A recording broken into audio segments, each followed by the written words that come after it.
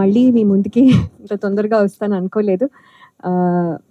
So వదల glimpse లాంచ్కి విచ్చేసిన అందరికీ వెల్కమ్. ఫస్ట్ ఈ స్టోరీ వంశీ గారు చెప్పినప్పుడు నేను నార్మల్గా ఏదో ఫ్యామిలీ స్టోరీ జస్ట్ జనరల్లీ అలాగే ఉంటుంది అనుకున్నాను. అండ్ నా రోల్ జగపతి బాబు గారి వైఫ్ అనగానే okay, wife generally regular roles లాగే అనుకున్నాను. బట్ ఈ సినిమాలో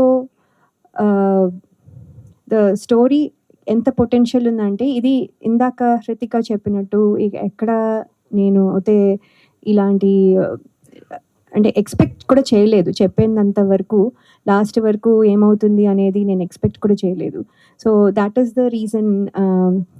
ఇది more than working with sir, ఆ ఎక్సైట్మెంట్ కంటే కూడా the story has made it possible అనమాట for me to accept so easily. So thank you Vamshi garu for the story. And JB sir, మీతో నేను మనోహరంకి పెట్టిన టార్చర్ మీరు మర్చిపోయి అవునా? ఇక్కడ మేము కొంచెం curious గా అయిపోయాము. చెప్పలేను. ఒక్క మూమెంట్, ఒక్క మెమరీ ప్లీజ్. అసలు ఎన్ని మెమరీస్ అంటే నేను అసలు ఏం చెప్పలేను. అది అది ఏం list will torture go పెట్టారు? on. సార్ జేబీ సార్ మీరైనా చెప్పాలి. ఏమి సీన్ చేయమన్నా ఏడుస్తాను. That's అవునా?